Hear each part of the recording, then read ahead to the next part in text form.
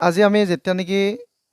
মেনচুৰেশ্যন অৰ্থাৎ পৰিমিতি পাঠটোলৈ আহিছোঁ, এইটো জোখ মাখৰ কথা এটা আহে 2D এণ্ড 3D শ্বেপৰ কিছুমান বস্তুৰ কথা মনলৈ আহিব লাগিব। এতিয়া 2D টু ডাইমেনচিয়েল অৰ্থাৎ দ্বিমাত্ৰিক বুলি কয় 3 ডাইমেনচিয়েলৰ কথাটো মনলৈ আহে। তো 3 ডাইমেনচিয়েলৰ কাৰণে মই এক্সট্ৰাকৈ এটা পাৰ্ট ৰাখিব লাগিব, সেইটো সুকীয়াকৈ বুজাব লাগিব, নহ'লে এইটোৰ লগত সিটো চেদিলি ভেদিলি হৈ যাব, চেদিলি আৰু ভেদিলি দুইজনী বাই গুণে। বাৰু ঠিক আছে, তো আমি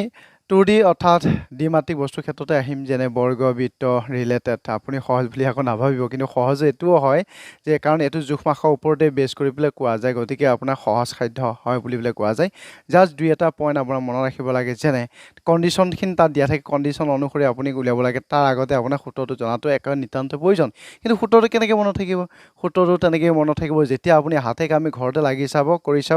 চাব এনেই অনবৰতে আপুনি সেইবিলাক হিচাপ গম পাই থাকিব। যেনে এখন ফিল্ড ৰাউণ্ড আকাৰত থকা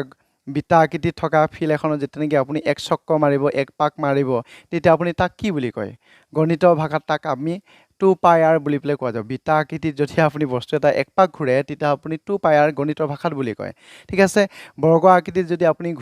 ঘূৰে, তেতিয়াহ'লে এক পাক ঘূৰিলে তাক কি বুলি কোৱা যায়? বৰ্গৰ ক্ষেত্ৰত 4a 4 পূৰণ বাহু বুলি পেলাই কোৱা যায়, কাৰণ বাহু গোটেইকেইটা সমান থাকে। যদি ৰেক্টেংগলৰ ক্ষেত্ৰত ঘূৰে, তেতিয়াহ'লে দেখা যায় দুটা এল দুটা বি সমান থাকে, যাৰ কাৰণে মই 2l + b বুলি পেলাই ক'ব লগা হয়। এনেধৰণৰ আমাক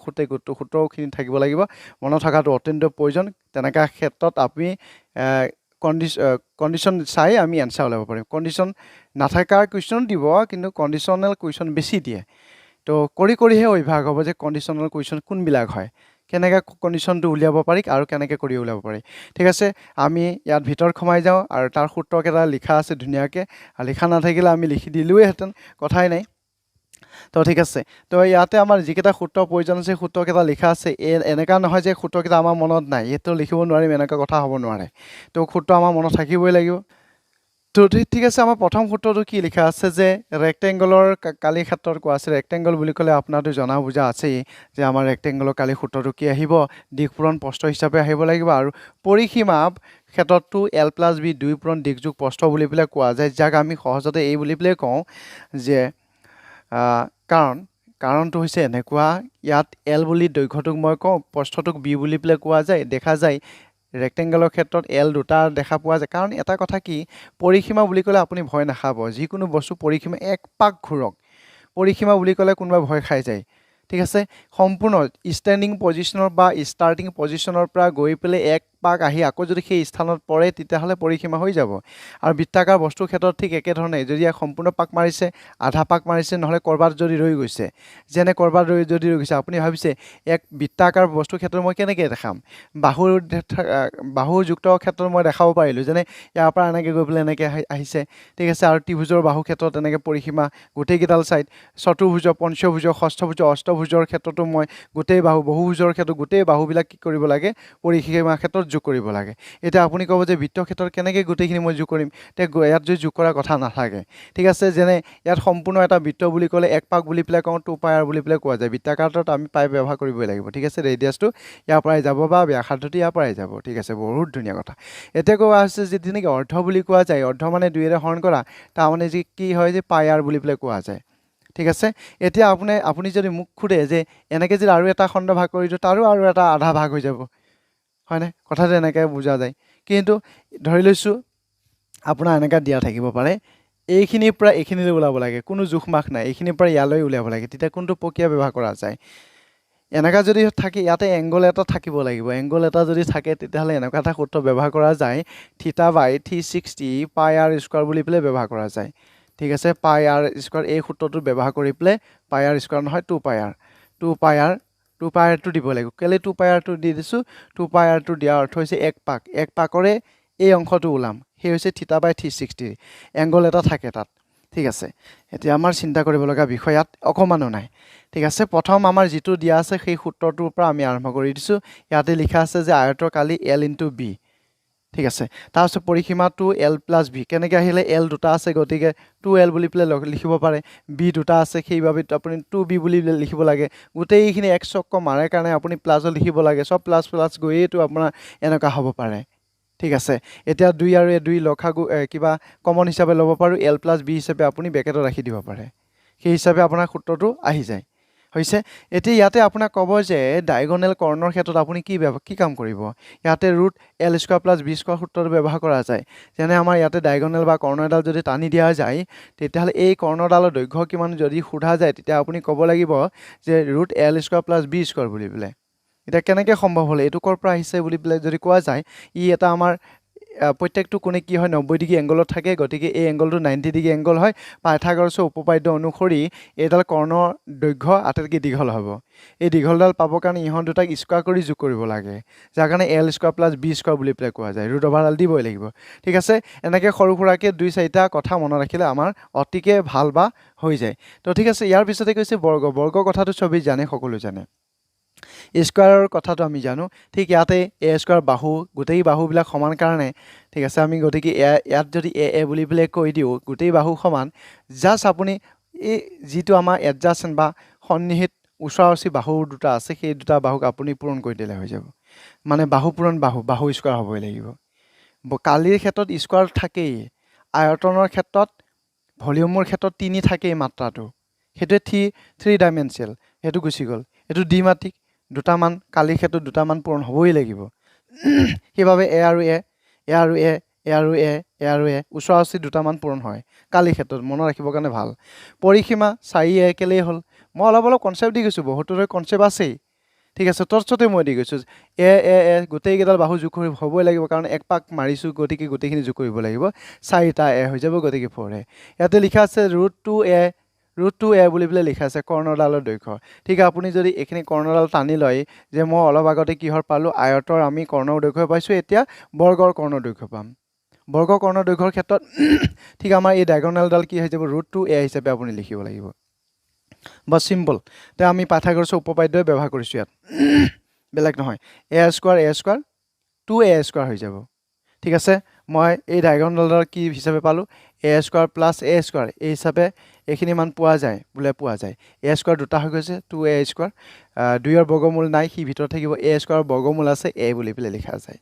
ৰুট 2a হিচাপে আহিছে ঠিক আছে ফৰ্মুলাটো এনেধৰণৰ আহিলে তাৰপিছতে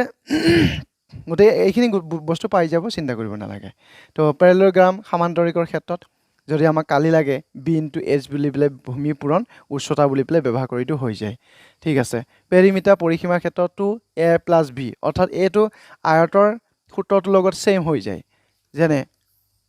অলপ তেৰা বেকাকৈ মই এনেকৈ টানি দিছোঁ এডাল বাহু ঠিক সমান বুলি পেলাই কোৱা যায় এডাল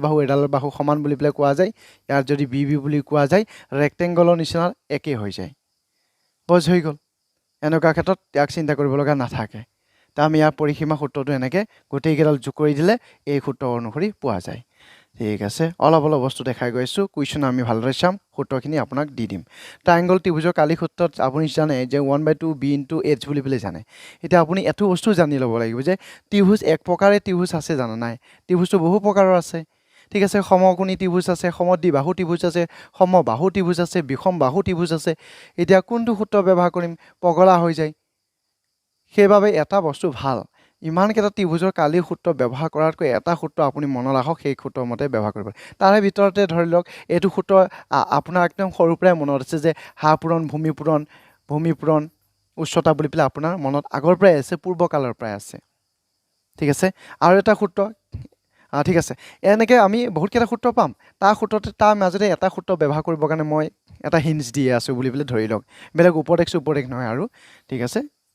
সেই সূত্ৰটো কি চাব যেনে মই ধৰি লৈছোঁ এইটো বিষম বাহু ত্ৰিভুজ বাহুকেইডাল নিমিলে এইটো সমকোণী ত্ৰিভুজৰ ক্ষেত্ৰত এইটো পোৱা যায় হা পূৰণ ভূমি ইনটু উচ্চতা বা সমকোণী যদিও বা নহয় আপুনি কি কৰিব লাগিব এডাল পাৰপেণ্ডিকুলাৰ লম্বৰডাল টানি পেলাই সমকোণ এডাল বনাই ল'বই লাগিব এনেকুৱা ক্ষেত্ৰত বহুখিনি কাম থাকি যায় তাত কিন্তু আপোনাৰ আটাইতকৈ ভাল লগা কথাটো হৈছে কি যে আপুনি ধৰি লওক এইটো বিষম বাহুৱে ত্ৰিভুজ বা সুষম ত্ৰিভুজেই হওক সমবাহু ত্ৰিভুজেই হওক সমদ্বিবাহু ত্ৰিভুজেই হওক যি ত্ৰিভুজেই নহওক এই সূত্ৰটো ব্যৱহাৰ কৰিব লাগে তো এৰিয়া সূত্ৰত ত্ৰিভুজৰ যদি আপোনাক এৰিয়া ওলাব দিয়ে তাৰ কাৰণে আপুনি এই সূত্ৰটো ব্যৱহাৰ কৰক s minus a s minus b s minus c বুলি পেলাই এই সূত্ৰটো ব্যৱহাৰ কৰিব লাগে হয় নিৰ্দিষ্টকৈ সূত্ৰখিনি আপোনাৰ মনত ৰখাটো খুব ভাল যদি মনত নাথাকে এটা সূত্ৰই প্ৰয়োজনবোধ আছে এটা সূত্ৰই আপুনি ব্যৱহাৰ কৰক ঠিক আছে এনেকুৱা ক্ষেত্ৰতো ওলাই যায় আমি আৰু বাকী সূত্ৰকেইটাও চাই ল'ম বাট আমাৰ এইটো ত্ৰিভুজৰ কালি সূত্ৰটো হৈছে এইটো কিহৰ কৰ পৰা আহিলে ত্ৰিভুজৰ কালি এইটো কোনটো ত্ৰিভুজত ব্যৱহাৰ কৰোঁ যে লম্বত থকা মানে কি 90 ডিগ্ৰী অংকন কৰিব পৰা ব্যৱস্থা থকা বা 90 ডিগ্ৰী হৈ থকা ত্ৰিভুজৰ কালি সূত্ৰটো হৈছে এইটো ঠিক আছে এতিয়া সব ক্ষেত্ৰতে ব্যৱহাৰ কৰিব পৰা ত্ৰিভুজৰ কালিটো হৈছে এইটো s s minus s minus b s minus c এতিয়া s কি সেমি পেৰিমিটাৰ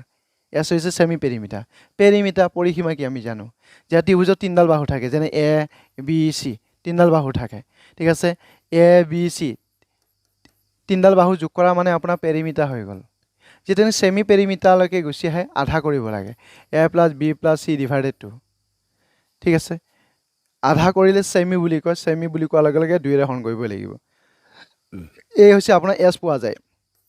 s বুলি প্লে কৈ দিয়ক বাকি বাহুকেইডাল থাকে a b c বাহুকেইডাল থাকিবই জাস্ট আপোনাৰ ইয়াত s মানহে প্ৰয়োজন থাকে এটো মুখতে উলাই ল'ব পৰা যায় ঠিক আছে আপোনাৰ যদি সূত্ৰ মনত নাথাকে কিন্তু অন্তত এই সূত্ৰটো মনত ৰাখক ত্ৰিভুজৰ ক্ষেত্ৰত ত্ৰিভুজৰ কালিৰ ক্ষেত্ৰত এই সূত্ৰটো মনত ৰাখক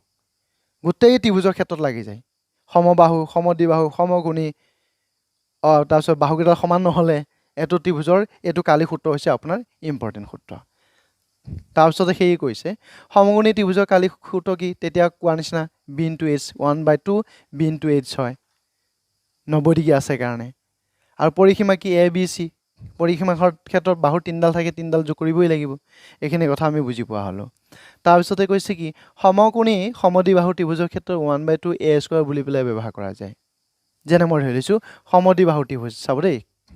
এটো মই যদি a বুলি কওঁ এটো যদি a বুলি প্লে কওঁ তেনেকুৱা ক্ষেত্ৰত ইয়া কালি সূত্ৰটো আমি জানিব লাগে আমি জানো a বুলি সমকোণ থকা মানে আপোনাৰ হাফ ব্যৱহাৰ কৰিছো ঠিক আছে এটা হাফ পূৰণ b * h বুলি প্লে কোৱা যায় ভূমি পূৰণ কি হয় উচ্চতা হয় হাফ দিলু ভূমিডাল কি হৈছে a বুলি প্লে কোৱা যায় উচ্চতা কি a বুলি প্লে কোৱা যায় সেইভাবে আপোনাৰ কি হৈছে a² বুলি প্লে ব্যৱহাৰ কৰিব পাৰে সূত্ৰবিলাক ভাঙি ভাঙি গৈ পেলাই আপুনি নিজে তৈয়াৰ কৰি ল'ব পৰা হৈ যায় ইমানখিনি বুদ্ধি আপোনাৰ অন্তত থাকিব লাগিব ঠিক আমি বুজি পালো যে ইয়াক 1/2 a² কৰ পৰা আহিলে কোনো দিনাখন যদি দেখাও নাই তেনেকুৱা ক্ষেত্ৰত আমি এতিয়া বুজি ললো যে ইয়াতে বাহু দুডাল সমান হোৱাৰ কাৰণে আমি ডাবল দুবাৰ নিলিখি পেলাই a² বনাই দিব পাৰো b² s² বনাই দিব পাৰি তাৰ পিছতে আহো এনেকুৱা এই যে অসমান বাহু ত্ৰিভুজৰ ক্ষেত্ৰত এই যে সূত্ৰটো ব্যৱহাৰ কৰিছিল √/ যুক্ত এই সূত্ৰটো হৈছে এই সূত্ৰটো জানিলে বাকি একোই জানিব নালাগে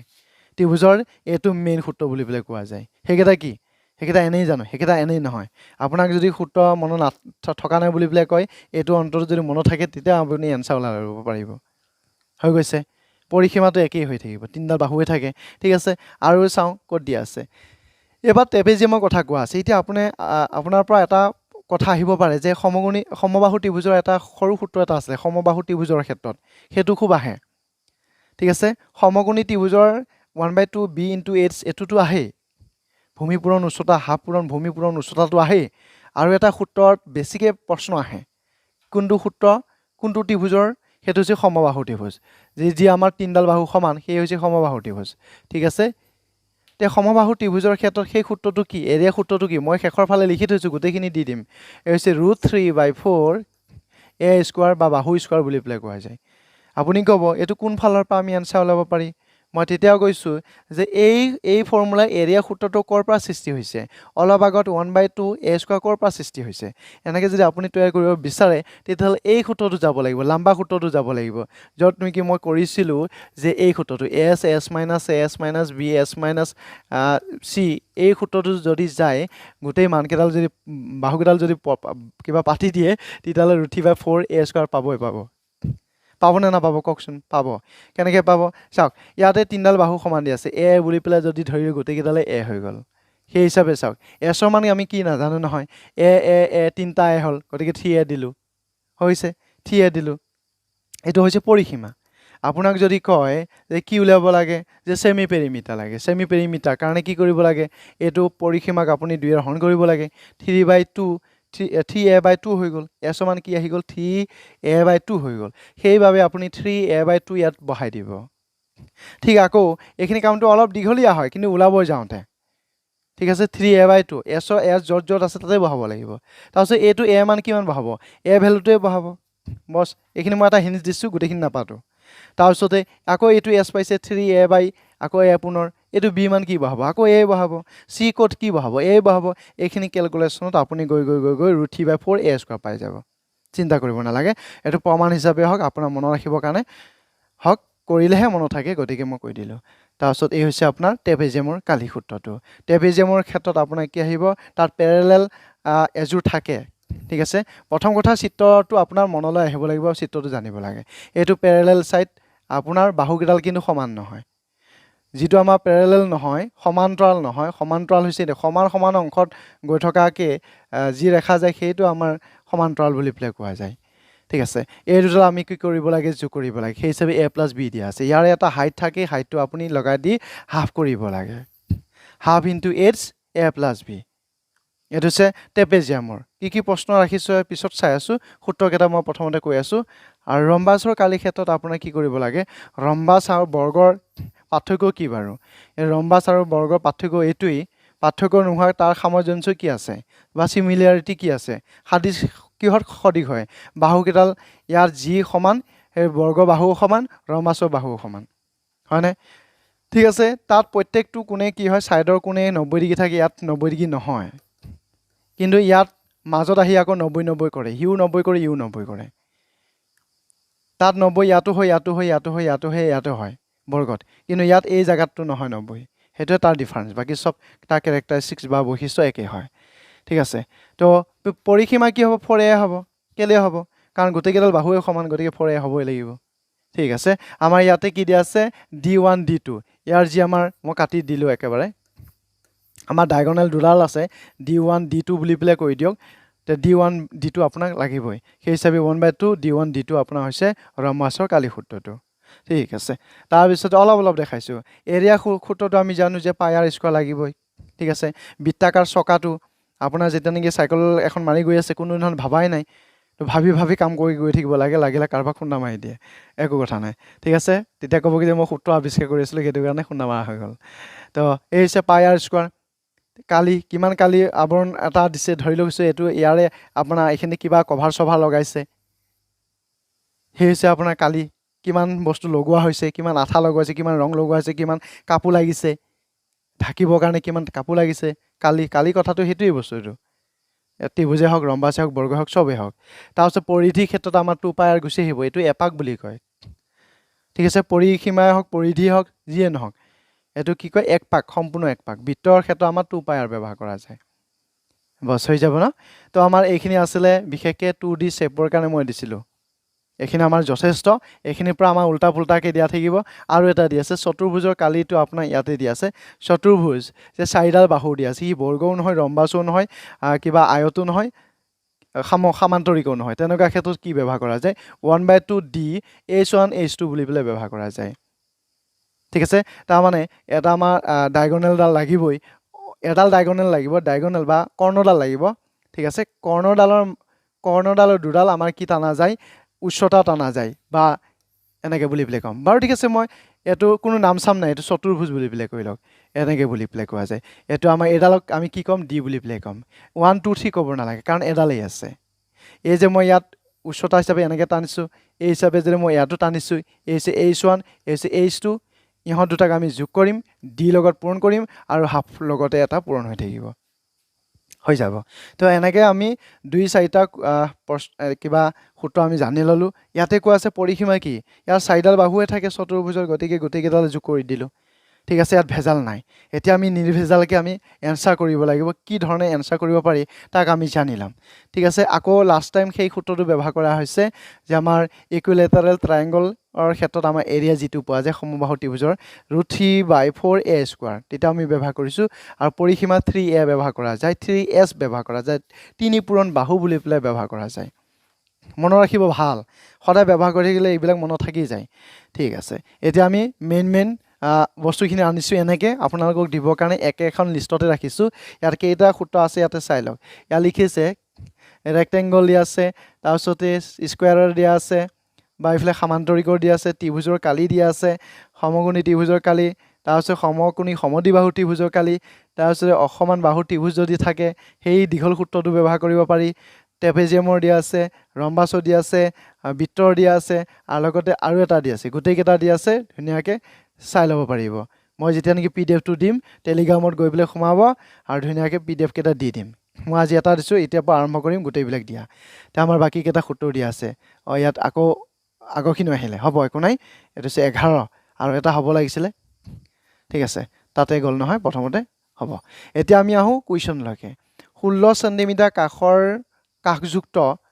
সমবাহু ত্ৰিভুজ এটাৰ কালি কিমান ঠিক আছে সমবাহু ত্ৰিভুজৰ কালি কিমান সেইটোৱে সুধিছে সমবাহু ত্ৰিভুজৰ কালি সূত্ৰটো আমাৰ জনা আছিলে যে √3/4 বাহু স্কয়াৰ বা a স্কয়াৰ বুলি কোৱা যায় পৰীক্ষাত গৈ পেলাই a স্কয়াৰ কৈ নাথাকিব আপোনাৰ মনতে আছে সূত্ৰটো মান খালি পাতিব লাগে এনসাৰ পাব লাগে কোনটো এনসাৰ হ'ব ঠিক আছে a বুলি কওঁতে অকল এটা বাহুৱে দিয়া আছে 16 দিয়া আছে 16 দুবাৰ পাতক ওপৰ তল কাটা কৰক এনসাৰ যি আহে সেইটোৱে হ'ব ঠিক আছে এইটো আমাৰ সমবাহু ত্ৰিভুজৰ এইটোৱে ভাল লগা কথা মানে সমবাহু ত্ৰিভুজৰ ক্ষেত্ৰত সূত্ৰ নিৰ্দিষ্টকৈ জানিলে গোটেইখিনিয়ে ভাল যদি আপোনাৰ জনা নাথাকে সূত্ৰ বেছি হয় বুলি ভাবিলে তেতিয়াহ'লে আপোনাৰ দীঘল সূত্ৰটো √s - a s - b s - c এইটো সূত্ৰত ভাঙি দিয়ক এনসাৰ পাই যাব ঠিক আছে বাহাৰুল ইছলাম হাই ছাৰ দেৰি হ'ল গ'ল ঠিক আছে একো নাই আহক ক্লাছটো ইজি কৰি দিব ছাৰ হয় ক্লাছ ইজি হ'ব চিন্তা কৰিব নালাগে গুড ইভিনিং ইৰৰ good evening sir good evening Kuking Deka good evening তাৰপিছতে ডিম্পল বৰগোহাঁই এনসাৰ দি দিছে ডি অপশ্যন কিয়া বাদ হে ঠিক আছে আমি এনসাৰ পাই আহিছোঁ Hiramoni Das Liza Bordoloi D option Hiramoni D option এনেকৈ গৈ আছে আৰু আহি থাকক পটাপট আহি থাকক এনসাৰ পাই গৈ থাকক সুন্দৰ বিদ্যুৎ গগৈ ডি অপশ্যনটো হ'ব তাৰপিছত আৰু কওক এনসাৰ দিয়াৰ চেষ্টা কৰক এবাৰ যদি এনসাৰ দিয়াৰ চেষ্টা কৰে নহয় প্ৰত্যুৎপন্নমতি গুণৰ শাৰীত পৰি যাব তেতিয়াহ'লে সেই যে আপোনাৰ ভাইভা বা তেনেকৈ সাক্ষাৎকাৰটো হয় নহয় সেই সাক্ষাৎকাৰত আপোনাৰ ভাল এটা ৰিজাল্ট আহিব ফুল কনফিডেন্স লাগিলে ভুল এনসাৰ দিয়ক কনফিডেন্সত যদি এনসাৰ দিয়ে আপুনি সদায় ৰাইট বুলি ক'ব হয় সি যিটো জানিছে বেচেৰা সেইটো এনসাৰ দিছে কিন্তু ফুল কনফিডেন্সত আপুনি এনসাৰ দিছে বস সেইখিনি কথা আমি বুজিব পাৰিছোঁ যে এই √3/4 দিয়া আছে আৰু আপুনি সদায় মনত ৰাখিব যে সমবাহু ত্ৰিভুজৰ মেক্সিমাম কুৱেশ্যন দিয়া থাকে সমবাহু ত্ৰিভুজৰ ওপৰত আহে এতিয়া আপুনি ভাবিব সমবাহু ত্ৰিভুজ বুলি ক'লে কোনটো ত্ৰিভুজৰ কালি সূত্ৰত পৰে সেইটো কাৰণে কোনোবাই নাজানে বুলি কুৱেশ্যনটো বেছিকৈ সোধে ঠিক আছে আমি বুজিব পাৰিছোঁ না তো এ মান আমাৰ 16 দিয়া আছে দুবাৰ ধুনীয়াকৈ পাতি লওক এটা 4 16 4 যাব 4 16 64 √3টো লগাই দিয়ক আৰু একক হিচাপে স্কোৱাৰত থাকে ঠিক আছে এৰিয়া ওলাইছোঁ স্কোৱাৰ দিবই লাগিব তো আমি বুজিব পাৰিছোঁ যে ডি অপশ্যনটো হ'ব শুদ্ধ এনসাৰ যে ইংলিছৰ ক্লাছ দিব লাগিব যদি ত্ৰিভুজৰ কাষবোৰ 26 24 আৰু 10 হয় তেন্তে ইয়াৰ কালি কিমান হয় এই যে মই সুধিলোঁ তেতিয়া কৈছিলোঁ যে ইয়াত তিনিডাল বাহু বেলেগ বেলেগ দিয়া আছে ইয়াত বেলেগ চৰ্তই দিয়া নাই তিনিডাল বাহু যদি বেলেগ বেলেগ থাকে তেতিয়াহ'লে মই লাম্বা সূত্ৰটোহে বহাব লাগে তাৰ এৰিয়াটো কিমান হ'ব ঠিক আছে প্ৰথম কথা কি সেই এৰিয়া সূত্ৰটো যোৱাৰ আগতে আপুনি এছ বা পি উলিয়াই ল'ব লাগে পেৰিমিটাৰ বুলি কয় বাৰু আপুনি ডাইৰেক্ট যাব নালাগে সূত্ৰটো মতে আপোনাৰ কি দেখা যায় যে এছ দেখা যায় এছ দেখা যায় এছ মাইনাছ এ দেখা যায় এছ মাইনাছ বি দেখা যায় কিন্তু এছটো কি বস্তু আপুনি জানে এছটো হৈছে ছেমি পেৰিমিটাৰ ছেমি অৰ্ধ পৰিসীমা নাপালে অৰ্ধ কেনেকৈ হ'ব পৰিসীমা ক'ৰ পৰা পায় তিনিডাল বাহুৰ পৰা পৰিসীমা পাম আকৌ তাকে আধা কৰি দিম অৰ্ধ পৰিসীমা হ'ব এছ তিনিডাল বাহু যোগ কৰি দিওঁ ওপৰতে যোগ কৰি পেলাই দি দিয়কচোন একো নহয় 24 আৰু 26 টোটেল 50 58 10 60 মই লিখিছোঁ তলত 2ৰে হৰণ কৰি দিছোঁ কিয় 2ৰে হৰণ কৰি দিলোঁ সূত্ৰ অনুসৰি কিয় সূত্ৰটো এনেকৈ 2 হ'ল কাৰণ হৈছে অৰ্ধ ছেমি অৰ্ধ মানে হৈছে আপোনাৰ আধা কৰিব লাগে 2ৰে হৰণ কৰিব লাগিব 30 পাই গ'ল এইটো হৈছে এছৰ মান এইটো এ মান বুলি কয় এইটো বি মান বুলি কয় এইটো চি মান বুলি কয় পৰীক্ষাত বেছি সময় নাপাব গতিকে এনেকৈ লিখিব লাগিব আপোনাৰ সেই এৰিয়া সূত্ৰটো যদি আপুনি বহাই চাই তে আপোনাৰ এৰিয়া সূত্ৰটো মনত আছে বুলি ধৰি লৈছোঁ তেনেকুৱা ক্ষেত্ৰত এছৰ মানটো আপোনাৰ কেইবাৰ বহাই চাই লওক ঠিক আছে 30 বহাইছোঁ এ মানটো এইখিনি বহিব 26 তাৰপিছত আকৌ 30 বহাইছোঁ বি মানটো বহিব 24 তাৰপিছত পুনৰবাৰ এছৰ মান বহাইছোঁ এছ কিমান দিয়া আছিল 30 তাৰপিছতে কিমান দিয়া আছে 10 দিয়া আছে এই বুলি ব্যৱহাৰ কৰক এনসাৰ পাই যাব এইটো হৈছে এৰিয়া সূত্ৰ চাওক কিমান সংক্ষিপ্ত হ'ল যদি মই গোটেইখিনি লিখি দিলোহেঁতেন আপোনাৰ মাথা গৰম উঠি গ'লে হয় যে ইমান দীঘল নে বুলি দীঘল নহয় আচলতে এই হৈছে 30 পৰা 26 গুচি গ'লে 4 হিচাপে থাকিব 30 পৰা 24 গ'লে 6 হিচাপে থাকিব 30 পৰা 10 গ'লে 20 হিচাপে থাকিব ইয়াৰে আমি এনসাৰ ওলাই ল'ম হৈ যাব ঠিক আছে এতিয়া চাওক 3 4 গুণ 12 6 2 গুণ 12 ভালদৰে বুজিব দেই মই ইয়াতে সহজ কৰিবৰ কাৰণে কামখিনি কৈ আছোঁ 3 4 গুণ 12 এটা শূন্য আছে 6 2 গুণ কিমান 12 এটা শূন্য আছে এতিয়া ইউ কেইটা আছে 120 কেইটা আছে দুটা আছে যেতিয়া বৰ্গমূল এই চিহ্নডাল কি বৰ্গমূল চিহ্ন ঠিক আছে স্কয়াৰ ৰুটৰ চিহ্ন হয় বৰ্গমূলৰ চিহ্ন ঠিক আছে এইডালক যদি উঠাব লগা হয় তেনেকুৱা ক্ষেত্ৰত বুজিব ইয়াৰ দুটাৰে এটাহে আহিব ঠিক আছে তেনেকুৱা তাৰমানে বুজা গৈছে এনেকা হ'ব বিচাৰিছে কথাটো এ দুটা আছে এনেকে বুলি ধৰি লওক এতিয়া এ স্কোৱাৰ বুলি পেলাই ক'ব বিচাৰিছে এই স্কোৱাৰে ৰুট অভাৰটো উঠাই দিয়ে আপুনি ক'ব যে এ স্কোৱাৰে ৰুট অভাৰটো কেনেকৈ উঠায় তেতিয়া আকৌ ইয়াক এনেকৈ মই ভাঙিব লাগিব চাওক এটো স্কোৱাৰ আছেই এই যে ৰুট অভাৰডালৰ অৰ্থ হৈছে 1/2 পাৱাৰত আমি এনেকৈ লিখোঁ 2 কাটা গ'ল কি থাকিলে এ থাকি গ'ল ঠিক আছে এ দুটা থাকিলে এ এটাহে ওলাব ঠিক 120 দুটা আছে 120 এটা ওলাব সেই হিচাপে আপোনাৰ দিয়া আছে 120 ক'ত দিয়া আছে চাই লওক লিখা আছে ইয়াতে আমাৰ অপশ্যন পাই গৈছে না ধুনীয়াকৈ 120 চেণ্টিমিটাৰ মিটাৰ যি আছে আৰু ক'ত দিয়া আছে এই অপশ্যন ইয়াত স্কোৱাৰ হিচাপত থাকিব লাগিব স্কোৱাৰ চেণ্টিমিটাৰ স্কোৱাৰ আপুনি বহাই নাথাকিব ইয়াতে প্ৰিণ্টিঙত মিছ হৈ আছে হিচাপ পাই যাব তাৰপিছত কি কৈছে এবাৰ চাই লওক যে ট্ৰেপেজিয়ামৰ ক্ষেত্ৰফল বিচাৰিব লাগিব ট্ৰেপেজিয়ামৰ কালি সূত্ৰটো আমাৰ জনা আছে ঠিক আছে ট্ৰেপেজিয়ামৰ কালি সূত্ৰটো মনত আছে 1/2 ডি এ তাৰপিছত কি দিয়া আছে এ প্লাছ ভি বুলি পেলাই সমান্তৰাল বাহুৰ দুটা যোগ কৰিব লাগে সেই সূত্ৰটো মই পুনৰবাৰ লিখিছোঁ ট্ৰেপেজিয়ামৰ ক্ষেত্ৰত ট্ৰেপেজিয়ামৰ এৰিয়াটো কি আছিলে 1/2 ইনটু ডি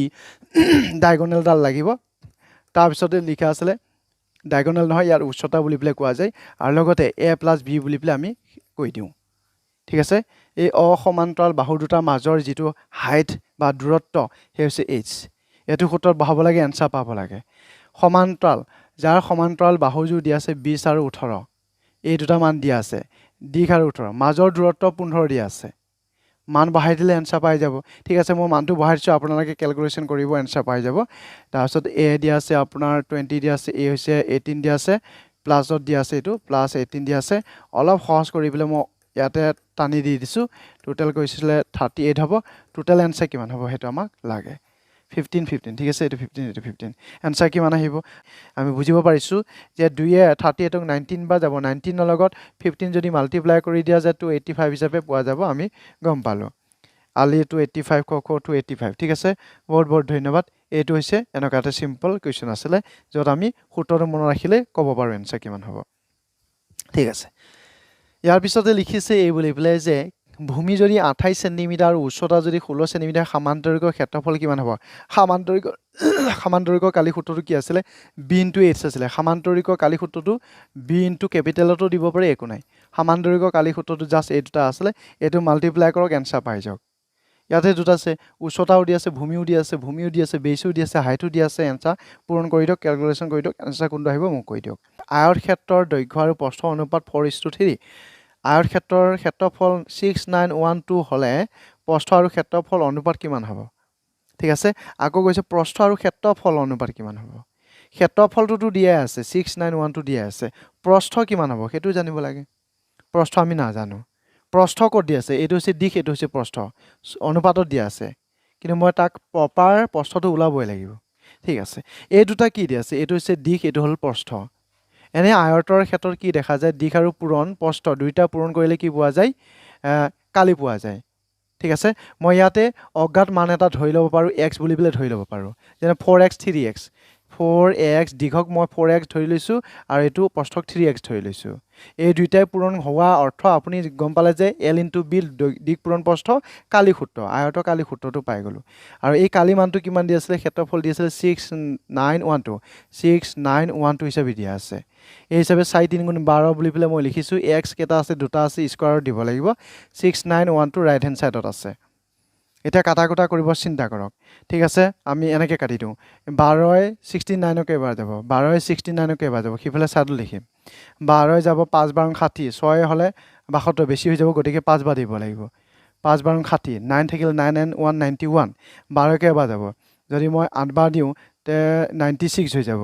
বেছি হৈ যাব গতিকে 7 বাৰ দিব লাগিব 7 বাৰ দিলে 84 হিচাপে সোমাই যাব তে থাকিব 7 7 আৰু 2 72 12 72 কেইবাৰ যাব 6 বাৰ যাব 6 বাৰ 72 বুলি কয় এই হৈ গ'ল কিমান 6 576 হৈ গ'ল ইয়াতে স্কোৱাৰ আছে এইটো হ'ল 576 এতিয়া আপুনি এটা বস্তু জানিব লাগে যে 576ৰ এটা স্কোৱাৰ ৰুট আছে 576 এটা পাৰফেক্ট নাম্বাৰ হয় স্কোৱাৰ ৰুট হয় পাৰফেক্ট স্কোৱাৰ ৰুট পূৰ্ণ বৰ্গ সংখ্যা 576 ঠিক আছে ইয়াৰ বৰ্গমূল কিমান 24 বুলি পেলাই কোৱা যায় বা এনেকৈ আমি দিব পাৰোঁ 576 দুটা পূৰণ কৰিলে 24 দুটা পূৰণ কৰিলে 576 ইয়াতে স্কোৱাৰ আছে উঠাই দি দিয়ক xৰ ভেলু পালে এইখিনি জনাৰ পিছত এইখিনিও কৰিব নালাগে ইমান এক্সপাৰ্ট হৈ গ'ল এইখিনিও কৰিব নালাগে এইখিনি ওলাই থৈ দিব পাৰে 576 ৰ বৰ্গমূল কিমান বোলে 24 হৈ গ'ল ঠিক আছে তে আমি যদি 24 পাইছো x ৰ ভ্যালু পাইছো এটোত বহাই দিম আপোনাক কি লাগে ইয়াতে কৈছিল যে প্ৰস্থ উলিয়াব লাগিব ক্ষেত্ৰফল দিয়াই আছে প্ৰস্থ আৰু ক্ষেত্ৰফলৰ অনুপাত লাগে প্ৰস্থ লাগে প্ৰস্থটো কোনটো 3x টো হে প্ৰস্থটো আছিল অৰ্থ x ৰ মান পালো 24 জাস্ট 3 এটা পূৰণ কৰি দিলে হৈ গ'ল 3 আৰু x 3 লগত x পূৰণ গতিকে মই 3 যদি মাল্টিপ্লাই কৰি দিও 72 হিচাপে পোৱা যাব কিহৰ মান পালো এটো প্ৰস্থ অৰ্থাৎ b মান পালো বুলি পেলে ধৰি লওক প্ৰস্থ পাই গলো হৈ গৈছে এটা কৈছে প্ৰস্থ আৰু এৰিয়াটো মাজৰ পাৰ্থক্য কি b আৰু a মাজৰ তাৰ যি আছে সেইটো ওলাব লাগে তো b প্ৰস্থটো কিমান পাইছো 72 পাইছো a কিমান এৰিয়াটো কিমান আছে সেইটো দিয়া আছে 6912 এতিয়া কক 72:6912 তো ইয়াতে কাটা কুটা কৰিলে এনসাৰ কিমান পোৱা যাব এনসাৰ 88 2 8 গুণ 16 2 পাব লাগিব 2 8 গুণ 16 2 4 গুণ 8 2 6 গুণ 12 তাৰ মানে এটোত ৰাইট আনসাৰ হোৱা চান্সটো বেছি আছে আমি বুজি পাই গলো এই ধৰণৰ আমি বেছি ক্যালকুলেশন যদি টাইম নাথাকে আমি কৰিবই নালাগে গতিকে এনেকৈ আমি আনসাৰ ওলাই দিব পাৰি ঠিক আছে আমি বুজিব পাৰিছো যে এই অপচন থকা আনসাৰটো হ'ব শুদ্ধ আনসাৰ তথ্যটো এবাৰ কৰি চাব ঘৰত প্ৰেক্টিস কৰোতে আয়তাকাৰ প্লটৰ দৈৰ্ঘ্য ইয়াৰ প্ৰস্থৰ 3 গুণ যদি আয়তাকাৰ প্লটটোৰ ক্ষেত্ৰফল 867 হয় আয়তাকাৰ প্লটটোৰ প্ৰস্থ কিমান হ'ব যেটা নেকি আপোনাক আয়তাকাৰ প্লটৰ কথা কোৱা আছে গতিকে মই তাক লিখিছো কৈছে এটোই যে দৈৰ্ঘ্য প্ৰস্থৰ 3 গুণ হয় সদায়টো দৈৰ্ঘ্যটো বেছি থাকে দৈৰ্ঘ্য এটো হল প্ৰস্থ কন্ডিশন ৰাখিছে কি ও দৈৰ্ঘ্য প্ৰস্থতকৈ তুমি কিমান বেছি বা কিমান গুণ হয় বোলে প্ৰস্থ ওই প্ৰস্থ এলে কৈছে ওই প্ৰস্থ টুটকৈ মই 3 গুণ তোৰ 3 গুণ টুটকৈ 3 গুণ বেছি নহয় তোৰ 3 গুণ মই হয় ইটো বেছি হ'বই লাগিব এটো হৈছে তাৰ কন্ডিশন এই যে ক্ষেত্ৰফল বা এৰিয়া দিয়া আছে কিমান দিছে 867 এৰিয়া l পূৰণ b ইহত দুটাকে পূৰণ কৰিব লাগে ঠিক আছে l পূৰণ b বুলি পেলে মই এটো লিখিছো আৰু তাৰ এৰিয়াটো দিয়া আছে কিমান 867 হিচাপে দিয়া আছে l মান কিমান দিয়া আছে 3b দিয়া আছে আৰু লগতে এটা b দিয়া আছে 867 মই পাই গলো l মানটো 3b মই বহাইছো ইয়াত পূৰণ আছে b আছেই 3bb টোটাল 3b স্কয়ার হিচাপে আহিব 867 হিচাপে পাম 3 এ এই 8 কেবা যাব অন্তত দুবাৰ যাব ইয়া থাকিলে 2 আৰু 6 26 3 8 গুণ 26 ইয়া থাকিলে 2 আৰু 7 27 3 9 গুণ 27 289 এটা চাওক ইয়াত স্কয়ার আছে এটো হৈছে 289 এটা ভাল কথা হেতুই 289 এটা পারফেক্ট স্কয়ার হয় ঠিক আছে বর্গমূল সংখ্যা হয় তাৰ মানে ইয়াত যদি মই b ৰাখি দিও তেতিয়াহলে 289 ৰ বৰ্গমূল খুদিম ইয়াত স্কয়াৰ উঠাই দিলো তাৰ মানে 289 ৰ বৰ্গমূল কিমান 17 17 পাই গলো আপোনাক কি খুদিছে যে প্ৰস্থ কিমান প্ৰস্থ মই 17 পাই গৈছো প্ৰস্থ 17 হিচাপে ক'ত দি আছে ঠিক আছে চিন্তা কৰিব নালাগে এনসাৰ পোৱা যায় যে 289 বৰ্গ ফুটৰ সমান কালি থকা বৰ্গক্ষেত্ৰৰ প্লটৰ চাৰিওফালে বেৰ সাজিবলৈ কিমান খৰচ হ'ব যদিহে বেৰ নিৰ্মাণৰ প্ৰতি ফুটৰ দাম 58 টকা হয় ঠিক আছে এটো চিন্তা কৰিব নালাগে এপট বাছনি কৰক বৰ্গ ফুটৰ কালি থকা বৰ্গক্ষেত্ৰ বুলি কওঁতে আপোনাৰ এটো বৰ্গ বুলি পেলে ধৰিব লাগে ঠিক আছে ইয়াৰ কালি কিমান 289 তাৰ মানে মই এটো 89 টো ভিতৰতে সোমাই দিছো এই কালি থকা এখন ক্ষেত্ৰ আছে পথাৰ আছে এতিয়া ইয়াৰ পথাৰ ফালে চাৰিওফালে কি কৰিছে বেৰ সাজিছে ইফালে চাৰিওফালে বেৰ সাজিছে এই যে চাৰিও কাষে বেৰ সাজিছে এটো কি বুলি কয়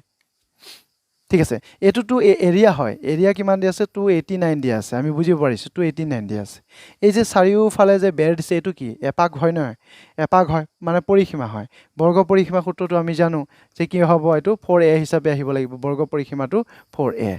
ঠিক আছে মই 4 পাতিম a পাতিম কিন্তু a কেনেকৈ ওলাম a টো এৰিয়াৰ পৰা ওলাব ঠিক আছে বৰ্গ কালি সূত্ৰটো হৈছে বাহু স্কয়াৰ সেই হিচাপে মই যদি বাহু বুলি পেলে a ধৰো a স্কয়াৰ বাহু স্কয়াৰ কালি সূত্ৰ বাহু স্কয়াৰ এই কালিটো দি আছে 289 ক আপুনি কি বুলি লিখিব পাৰে 16 17 18 289 ৰ বৰ্গমূল কিমান ঠিক আছে 289 ৰ বৰ্গমূল কিমান আমাৰ জানো কিমান আহিব 13 14 15 16 17 তেটা পোৱা নিচিনা 17 289 তেটা পাইছিলো 17 ঠিক আছে এটো কিমান আহিব 17 স্কয়াৰ আমি দি দিব পাৰো 17 স্কয়াৰ এনেকৈ দি দিব পাৰো হিসাবটো মই এনেকৈ দিছো ইয়াৰে যদি স্কয়াৰ উঠাই দিয়া যে কিমান আহিব 17 হিচাপে আহিব হৈ গৈছে বহুত ধুনিয়া এতিয়া আমি চাও তাৰ পিছতে এই যে a মান কিমান গৈ পালো 17 17 পালো ইয়াতে বহাই দিওক বহাই দিলে ঠিক আছে এটা a মানে কি এটো বাহু এটা বাহু ঠিক আছে এতিয়া কৈছে কি যে প্ৰতি ফুটৰ দাম 58 টকা হয়তো এইটো 1 ফুট কিমান টকা 58 টকা গতিকে 58 টকাটো ইয়াতে মাল্টিপ্লাই কৰি দিলে হৈ যাব এটো টোটাল কৰি যাওক এনসাৰ পাই যাওক হৈ যাব চিন্তা কৰিবই নালাগে জাস্ট সেই পৰিসীমাত মই প্ৰতি ফুটৰ কেই টকাকে দিছো ঠিক আছে এই বাহুৰডালৰ কিমান হলে 17 ফুট ওলালে এই বাহুৰডালৰ কিমান হলে 17 ফুট ওলালে 17 ফুট 1 ফুটৰ দাম কিমান 58 টকা তে পূৰণ কৰি দিওক যিমান ফুট আছে গোটেইখিনি পূৰণ হৈ যাব কিমান ফুট আছে নাজানো নহয় গোটেই এক পাক মাৰি দিছো এক পাক মানে হৈছে 4a ঠিক আছে ক্যালকুলেশন কৰক এনসাৰ পাই যাব চাও লব পাৰে চাওক 4 7 গুণ 28 কিমান আহিল 28 8 8 8 গুণ কিমান 64 4 এইয়া দেখোন 4 থকা এনসাৰটো কোনটো দি আছে এই অপচন থকাটো দি আছে কিমান ফাষ্ট ক্যালকুলেশন হয় এবাৰ চিন্তা কৰক বৰ্গৰ ক্ষেত্ৰফল 125 ইনটু সেন্টিমিটাৰ দি আছে আৰু বৰ্গৰ ক্ষেত্ৰফল 125 সেন্টিমিটাৰ ইনটু 64 সেন্টিমিটাৰ মাত্ৰা বা এটো এককটোৱে বুজালে আয়ত ক্ষেত্ৰফলৰ 5 গুণৰ সমান হ'ব বৰ্গটোৰ পৰিধি কিমান মানে বৰ্গৰ মাপ দিয়াই নাই ইয়াত চাওক বৰ্গৰ ক্ষেত্ৰফল 125 সেন্টিমিটাৰ টু 64 সেন্টিমিটাৰ মাত্ৰাৰ আয়ত ক্ষেত্ৰফলৰ 5 গুণৰ সমান কন্ডিশনটো এটো মিলাবৰ কাৰণে কাৰবা অসুবিধা লাগে যেনে মই কৈ আছো এই যে বৰ্গৰ ক্ষেত্ৰফল এখিনি ষ্টপ কৰি ৰাখক অলপ সময় কাৰণে এই যে মান দি আছে এটো কাৰ জানে ইমান সেন্টিমিটাৰ মাত্ৰাৰ আয়ত ক্ষেত্ৰৰহে মান বুলে এখিনি 5 গুণৰ সমান কাৰ 5 গুণৰ সমান এটো হৈছে বৰ্গ বুলি বলে ধৰি লৈছো এটো কিহৰ আয়তৰ ইয়াৰ 5 গুণৰ সমান হ'ব লাগিব হৈ গৈছে ইহতৰ কি হ'ব লাগিব 5 গুণৰ সমান হ'ব লাগিব কালিৰ ক্ষেত্ৰত সব এৰিয়া ক্ষেত্ৰফলে কৈছে তো ইয়াৰ বৰ্গ কালি সূত্ৰটো আমি জানো যে 4a² হয় ইয়াৰ কালি সূত্ৰটো কি জানো l * b বুলি পেলে জানো ঠিক আছে মানটোৱে পাতি দিওক এটোৱে l এটোৱে b বস এই হৈছে 125 আৰু লগতে দিয়া আছে 64 হিচাপে দিয়া আছে এতিয়া আমি এই 4 টো ৰাখি দিছো 4 এটো 4 কৰ পৰা আহিলে ন ঠিক আছে এটো 4 অটোমেটিক কিবা ৰকমে আহি গল কাৰণ কিবা মনত পৰি আছিল বৰ্গটো পৰিধি বুলি বলে 4 আহি গৈছে ঠিক আছে a² বাৰু হ'ব একো চিন্তা কৰিব নালাগে কোনবা সময় এনেকে আহি যায়গৈ তে আমি এইখিনি টোটাল কৰিব বিচাৰিম কিন্তু দেখা যায় ইয়াৰ পৰা যেতিয়া নেকি স্কয়াৰটো উঠাই দিম মই এনেকে বুলি বলে নকম নে বাৰু কম কথা এটা মই দেখাইছো আৰু ইয়াৰ পৰা স্কয়াৰ উঠাই দিলে ইয়াতে ৰুট ওভাৰ হিচাপে আহে 5 লগত এটো পূৰণ কৰিলে কিমান পোৱা যায় 625 হিচাপে পোৱা যায় এটো হৈছে 64 এটা কথা কি এখিনি উলাবটো সহজ হৈ আছে কেতিয়াবা আপোনাৰ 625 বৰ্গমূল কিমান হেতু নাজানে ধৰি লৈছো তেতিয়া কেনেকৈ উলাব ৰুট ওভাৰ আহা লগে লগে আপুনি মন লাগে ব্ৰেইনত আনিবই লাগিব যে ইয়াৰ বৰ্গমূল সংখ্যা ওলোৱা চান্স আছে বা উলাবই লাগিব সেইভাবে মানবিলাক সৰুকে ভাঙিব লাগে মইতো এটা ডাঙৰ কৰি ললো এতিয়া কোনবাইতো ডাঙৰ সংখ্যা উলাব নাজানে ঠিক আছে 100 লৈ উলাব পাৰে 121 লৈ উলাব পাৰে তাৰ ওপৰখিনি নোৱাৰে মুস্কিল বাহা হয় যায় তে তথাপিতো মই দেখাম বাৰু এটো মই দেখাই লৈছো এতিয়া এডাল উঠিব 625 এ উঠাই দিব 64 এ উঠাই দিব ইয়াত উঠালে ইয়াতো উঠাব লাগিব 625 বৰ্গমূল 25 64 বৰ্গমূল 8 হৈ গৈছে এটা আপোনাৰ কি লাগে পৰিসীমা কিহৰ বৰ্গৰ পৰিসীমা বুলি ক'লে ইয়াতে 4 এটা পূৰণ কৰিব লাগিব 4a এই 4 টো এটো a টো আছে 4a তাৰমানে মই এটা 4 এটা পূৰণ কৰি দিব পাৰো এখিন টোটাল কৰক এনসাৰ পাই যাব 4 25 গুণ কিমান হৈ যাব 100 লগত 8 পূৰণ কৰিলে ডেছ হয় চাওক কি হিচাপে আৰু এটা 4 25 100 দিব 200 হ'ব 200 লগত 4 পূৰণ কৰিলে 800 হৈ যাব তো ঠিক আছে আমি 800 হিচাপে পাই গলো এটা মই ধৰি লৈছো এখিনি আমাৰ পৰিসীমা ওলাইছো হে এটো মানটো হৈছে এটো পৰিসীমাটো হল এটো এতিয়া কাৰবাৰ ধৰি লৈছো এইখিনিত যে কি মান আহিব মই নাজানো মই এখিনি বা আতৰাই পেলে মই এটা বস্তু দেখাই আছো ভালদৰে চাব এখিনি মই নাজানো তো পূৰণ কৰিব লাগে নে কি কৰিব লাগে কিন্তু এটা বস্তু জানো বুলি ধৰি লওক যে ইয়াৰ পৰা স্কয়াৰ উঠি গলে এটো ৰুট ওভাৰ হয় ঠিক আছে এটো কথা আমি জানো কিন্তু ইয়াহতৰ বৰ্গমূল আমি এটো বুজি পাব লাগিব ঠিক আছে এই হৈছে 5 125 5 কেটা ওলাই সাইডৰ পৰা ভাঙি আনিব 125 5 এ যাব ইয়াকে আপোনাৰ 5 দুগুণ 5 5 গুণ 25 আকৌ 5 যাব এনেকে 5 কেটা ওলা আপোনাৰ 3টা ওলালে এটা দুটা এ হল 3টা ঠিক আছে 64 সৰু খুৰাকে আপোনাৰ 100 লৈ জানে বুলি ধৰি লৈছো তেতিয়া মই কিছু আপুনি ধৰি লৈছো 100 লৈ জানে 64 বৰ্গমূল জানে বা 64 ত এনেকুৱা সংখ্যা আছে যে সেম হয় কিমান 8 দুটা আছে বুলি প্লে জানে এতিয়া ইয়াৰ যে ৰুট ওভাৰডাল যে উঠাব লাগিব আপোনাৰ চিন্তা আছে এই দুটাৰ পৰা এটা আহিব এই দুটাৰ পৰা এটা আহিব এই দুটাৰ পৰা কিমান আহিব এটা আহিব তাৰমানে কিমান হৈ যাব 5 5 গুণ 25 60 তে কিমান আহিছে 200 হিচাপে আহি গ'ল হৈ গৈছে তে আপোনাৰ বাহুহে পালে বৰ্গ বাহুহে পালে ইফালৰ পৰা বৰ্গ বাহু পালে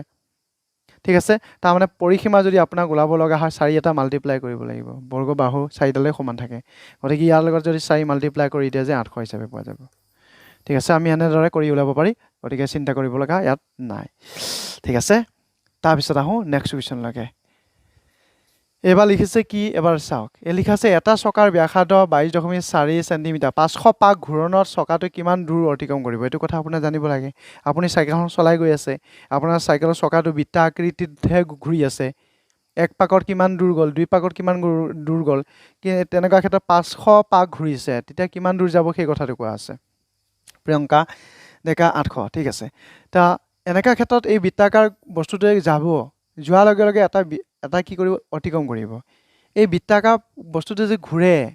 বা এনেও আমি জানো এক পাক ঘূৰিলে এইটো পাকৰ কথা কৈছেতো এই বস্তুটো যদি এক পাক ঘূৰে তাৰমানে 2 পাই r বুলি কয় কি কয় 2 পাই r বুলি কয় এক পাকত 2 পাই r থাকে 500 পাক বুলি ক'লে 500 পূৰণ হৈ থাকিব ইয়াত হৈ গৈছে না কিমান যাব আমি নাজানো এইখিনি আমি ক্যালকুলেশন কৰিম ঠিক আছে মই এখানে কৰি আছো এপাক হৈছে এটো 1 পাক 2 পাই r এক পাকৰ কিমান থাকিব 2 পাই r এটো গুটে এক পাক হৈছে 2 পাই r 500 পাক 500 পূৰণ 5 2 1000 পূৰণ কৰি দিয়ক পাই মানটো জানো 22/7 বুলি প্লে আৰু মানটো ইয়াতে দিয়া আছে নহয় এটো ৰেডিয়াস ব্যাসাৰ্ধ 22 কিমান দিয়া আছে 22.4 দিয়া আছে 22.4 সেন্টিমিটাৰ দিয়া আছে এটা এনসাৰটো কিহত ওলাব দিছে চাই লওক মিটাৰত এনসাৰ ওলাব লাগে এটোটো সেন্টিমিটাৰ দিয়া আছে এটো ডাঙৰ কথা হৈ যাব একক খলনি কৰিম সেন্টিমিটাৰটো সৰু মিটাৰটো হৈছে ডাঙৰ ডাঙৰ এককৰ নিলে সদায় মনত কৰিব যে হৰণ কৰিব লাগে কিমানে হৰণ কৰিম 100 200 1000 আমি এখৰে সেন্টিমিটাৰ মিটাৰৰ পাৰ্থক্যটো হৈছে 100 সেন্টিমিটাৰ 1 মিটাৰ গতিকে এই 100 টো থাকিব লাগিব এখৰে হৰণ কৰিম ডাঙৰ এককৰ নিলে এখৰে হৰণ কৰিম হৰণ কৰিবই লাগিব ঠিক আছে এই ওপৰে তলে আমাৰ দুটা জিৰো কাটাই গল ঠিক আছে এতিয়া চাও এটো কিমান বা কাটা যায় ওপৰটোক 7 7 3 গুণ 21 ইয়াত 1 আৰু 4 14 7 2 গুণ 14 11 আগত দশমিক আছিলে নহয় এটো গতিকে 11 আগত দশমিক দি দিলো হৈ গল ক্লিয়াৰ 32 লগত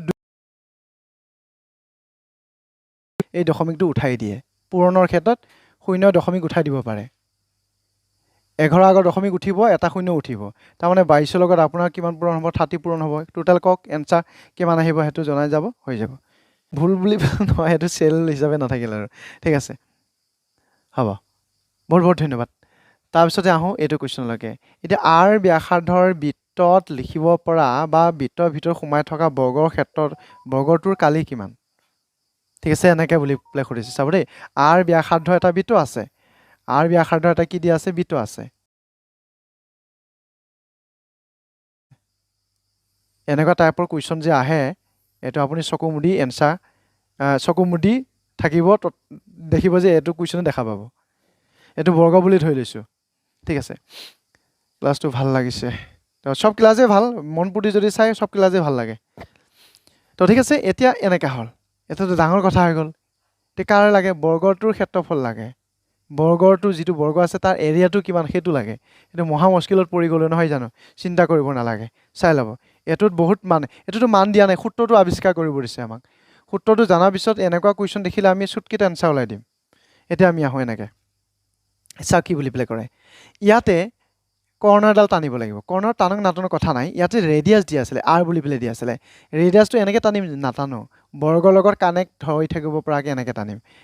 টানিম ঠিক আছে এনেকে টানিম এনেকে টানিব পাৰে এনেকে টানিব পাৰে এনেকে টানিব পাৰে ৰেডিয়াস এইখিনি মান r আছিল এইখিনি মান r আছিল এতিয়া চাওক তে আমি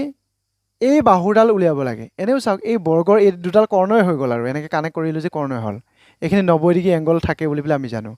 পাইথাগোৰাছৰ উপপাদ্যত পৰি যাব ঠিক আছে পাইথাগোৰাছৰ উপপাদ্য অনুসৰি 90 ডিগ্ৰী বিপৰীতে এডাল সৰ্বোচ্চ দীঘল বাহুডাল থাকে এডাল পাবৰ কাৰণে ইহন দুটালক স্কয়াৰ কৰি যোগ কৰিব লাগে হয়নে এডাল মই বাহুহে ওলাই আছো বৰ্তমান ঠিক আছে সাইড এটা ওলাইছো বা এ বুলি প্লে মই কম এস বুলি ক'লে ভাল সাইড ওলাই আছো বৰ্তমান বাহু নাথাকিলে এৰিয়া কেনেকৈ ওলাব তে এই দীঘল বাহুডাল পাবৰ কাৰণে ইহন দুটাক স্কয়াৰ কৰি যোগ কৰিম তাৰ মানে দেখা গৈছে এটো হৈছে r স্কয়াৰ এ হৈছে r স্কয়াৰ তেনেকুৱা ক্ষেত্ৰত কি দেখা পোৱা গৈছে চাবচোন r স্কয়াৰ কেটা হল দুটা r স্কয়াৰ হৈ গল মই ভাঙি দেখাইছোঁ তো ডাইৰেক্ট মনত ৰাখিব পাৰিব সূত্ৰটো আৱিষ্কাৰ কাৰণে আমি কৰি আছোঁ 2ৰ বৰ্গমূল নাই গতিকে √2 r স্কয়াৰ বৰ্গমূল কিমান r √2 r হিচাপে আহি গ'ল s মান কিমান গৈ পালো √2 r পালো এৰিয়া সূত্ৰটো আমি জানো নহয় যে s স্কয়াৰ বাহু স্কয়াৰ এটো বুলি পেলে ক'লেই হ'ল হে s মান কিমান √2 r হে s মান আপুনি কিমান পাইছে √2 r বুলি পেলে পাইছে স্কয়াৰ আছে স্কয়াৰটো এনেকৈ দি দিলে হৈ গৈছে ঠিক আছে এৰিয়াটো আমি গৈ আছো কি বুলি পেলে এৰিয়াটো ওলাব দিছে এৰিয়া কালি সূত্ৰটো s স্কয়াৰ এনেকৈ বুলি পেলে পাওঁ এনেকুৱা ক্ষেত্ৰত চাওঁ ইয়াত কি ওলাই এই স্কয়াৰ ৰুটভাৰটো উঠালে 2 থাকিব এইটো r ৰ ওপৰ স্কয়াৰ r স্কয়াৰ হৈ যাব কি হিচাপে পাই গৈছো a ইকুৱেল টু কিমান পাইছো 2r স্কয়াৰ হিচাপে পাই গৈছো এতিয়া আপোনালোকে কক এনসাৰ কি আহিব d অপচন আহিব r স্কয়াৰ আহিছে 2r স্কয়াৰ মোৰ b অপচন আহিছে আপোনালোকৰ কি এনসাৰ আহিছে তো আমাৰ কি আছিল সেই এৰিয়া সূত্ৰটো যেতেনেকি আমাৰ বৃত্তৰ ভিতৰত এটা বৰ্গ থাকে বুলি বিলে কওঁ এই বৰ্গটো কালি যেতেনেকি ওলাব দিয়ে আমি অলপ আগতে পাইছো যে 2r স্কয়াৰ বুলি বিলে পাইছো এটো আছিল মই 2 দিলো আৰু মান কিমান দিয়া আছে বৰ্তমান 8 দিয়া আছে 8 দিয়া অৰ্থ আপুনি দুবাৰ লিখিব পাৰে আৰু গুণ 64 লগত যেতেনেকি 2 মাল্টিপ্লাই কৰি দিব দেখকে 1 to 8 হিচাপে পাই যাব সেন্টিমিটাৰ স্কয়াৰ থাকিব কেতিয়াবা মন কৰিব দেই চাব ইয়াতে 120 সেন্টিমিটাৰ আছে আৰু এটা দিয়া থাকিব 128 সেন্টিমিটাৰ এটা কোনটো এনসাৰ শুদ্ধ হ'ব 128 সেন্টিমিটাৰ শুদ্ধ হ'ব 128 সেন্টিমিটাৰ স্কয়াৰ শুদ্ধ হ'ব আমি গম পাই যাব লাগিব যে এককত ইয়াৰ গণ্ডগোল আছে নহলে আপুনি নকব যে পগলাই হল নেকি জিকেটা কাছে একে এনসাৰ দিয়ে নেকি এই বুলি পেলে আপোনাৰ মনলৈকে ভাব আহিব কিন্তু আসলতে ভাবটো নিজৰে বেলেগৰটো নহয় ভুলটো আপোনাৰ নিজে হল একক আমি চেঞ্জিংটো এনেকে চাব লাগিব ঠিক আছে এৰিয়া ওলাইছো স্কয়াৰ